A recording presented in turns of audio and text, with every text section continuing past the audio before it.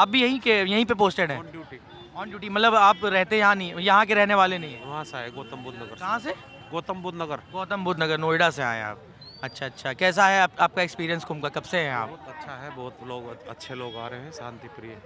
अच्छा, हम ये देख रहे हैं कि पुलिस वाले 30-30 घंटे 40-40 घंटे जाग रहे हैं, कैसा है ड्यूटी, इतनी कितनी चुनौतीपूर्ण ये है? हमारी परीक्षा होती है कभी कभी। अच्छा, हाँ, इसमें हमें खरा उतरना पड़ता है। जैसे तो कितना हमारी 12 घंटे की तो हमें करनी पड़ती है, 12 घंटे की। कम से कम? और कभी कभी जब सिचुएशन 24 की भी कर देंगे, 48 की भी। 24-48 भी पहुंच जनता जाता के लिए समर्पित है ना हम लोग। जी। क्या मतलब अब 48 घंटे की नौकरी के बाद जब आप कुछ घंटे आराम करने के लिए जाते हैं, तो फिर वापस क्या चीज़ आने के लिए मोटिवेट करती है ड्यूटी पर? वापस क्या, एक लगन रहती है ना, जी जी। पब्लिक जनता के प्रति लगन। कभी कभी डेली थोड़ा ही ड्यूटी रहती है ये, अच्छा ज़्यादा 15 दिन 20 दिन बस। अच्छा, हमने कहीं देखा कि कई बार क्या होता है कि आप लोग भी बहुत तनाव में, धूप पड़ रही है, बैरिकेड कर दिया है, पब्लिक मानती नहीं है, फिर कैसे डील करते हैं आप? हमने तो देखा है पब्लिक कभी बैरिकेडिंग ही हिलाए दे रही है, उसको कैसे डील कर रहे हैं आप? पब्लिक में सब तरह के लोग होते हैं, हम लोग सबको ही डील करते हैं। कोई हमें बुरा कह रहा, कुछ भी कह रहा, लोग कुछ भी कहते रहते हैं, लेकिन हमको धैर्य पैसेंस रखना होता है।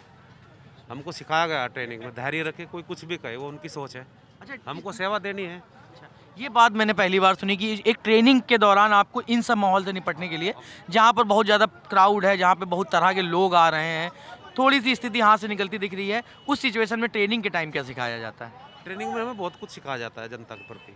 सबसे खास अब चीज़ जैसे आप? हम पे असला रहता है, कोई कुछ भी कह देता है, कुछ भी कभी आज हम लोग जैसे लेट पहुंचते हैं घटनास्थल पर, तुम टाइम पर आ जाते तो ऐसा हो जाता, वो गाली भी देते हैं तो हम गोली थोड़े मार देंगे।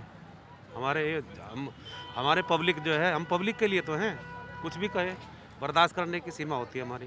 तो ये कैसे आती है, ये इतनी शक्ति कैसे आती, सहन शक्ति? शक्ति इसलिए आती है कि हम लोग अकॉर्डिंग सेक्शन 2 पुलिस रेगुलेशन, हम लोग सेवक हैं, जनता के नौकर हैं।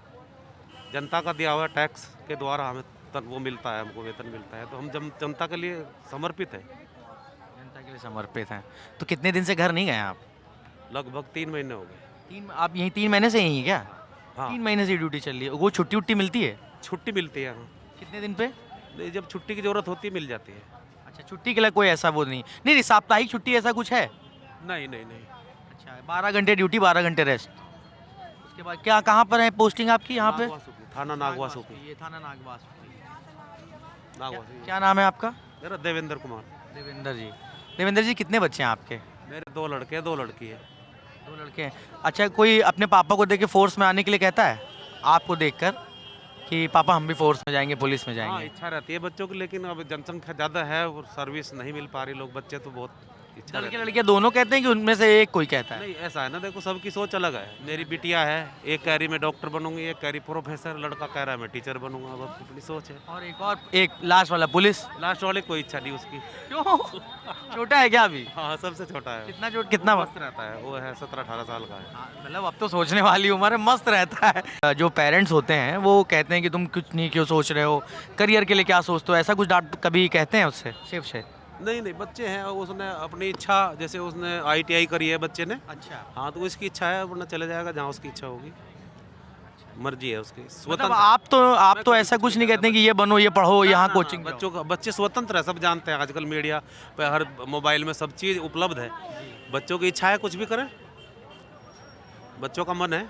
बस मेरा मानना ये है, बच्चों को जो है थोड़ा सा गलत मार्ग से अवॉइड करना चाहिए, हर माँ बाप को। जैसे अब तो सबके पास फ़ोन है, हर तरह की चीज़ें हैं। जैसे कुछ बच्चे हैं, जैसे बीड़ी, सिगरेट, शराब, गुटखे, तम्बाकू, नशा करते हैं, अफीम, चरस, इंजेक्शन लगाते हैं, तो मैं दूर रहने को कहता हूँ सभी को, अपने बच्चों के अलावा भी सभी को ही। आप अपने बच्चों की काउंसलिंग करते हैं? बच्चों के अलावा भी सबको ही, सबके लिए मेरा मैसेज रहता है, always avoid to the bad society. हमें, क्योंकि सोसाइटी से ही हम लोग ऊंचाई पर जाते हैं, सोसाइटी से ही हम गंदी उसमें चले जाते हैं।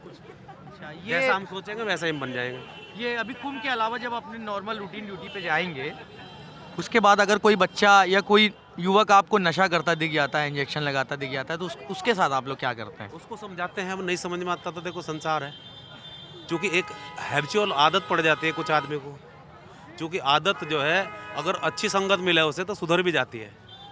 कहा है किसी ने कि संगत से गुण उपजे, संगत से गुण जाए। जैसी संगत वैसी रंगत, जैसा संग करोगे वैसा ही रंग चढ़ेगा इंसान पे। अब जैसे मैं पुलिस डिपार्टमेंट में हूँ, मेरे अंदर कोई भी दुर्व्यसन नहीं है, जैसे बीड़ी, सिगरेट, गुटखा, अंडा, मांस, मछली, शराब, रिश्वत, वह विचार, किसी प्रकार का मेरे अंदर दोष नहीं है। सीधा सा अपना ड्यूटी करना और जो तनख्वाह मिलती है उसमें जीवन यापन, और अच्छा मेरे स्वास्थ्य अच्छा है, जीवन में परम शांति है, और मेरा परिवार सुखी है, कोई टेंशन नहीं है। इसमें मुझे लगता है कि आपकी धर्मपत्नी का मतलब बहुत बड़ा क्रेडिट है। नहीं नहीं, पत्नी का मेरे विचार अलग अलग हैं। पत्नी और आपके विचार अलग अलग नहीं, तो कहते हैं कि अगर एक दंपत्ति में कोई दोनों खुश हैं तो उसकी वजह होती है कि दोनों एक दूसरे के साथ हैं, एक दूसरे को समझते हैं। ये है, जैसे मैं अपना ईमानदारी का पैसा लेता हूँ, वेतन के अलावा मुझे 1 रुपये की ज़रूरत नहीं है, और मेरी पत्नी भी है, जैसे हम गैस का सिलेंडर भरते हैं, वो 2 भैंस रखती है घर पे, खेती बाड़ी है, और वो मतलब जो है कंडे बनाती है, मेहनत करती है खूब, घर में घी दूध मतलब काम में लगी रहती है।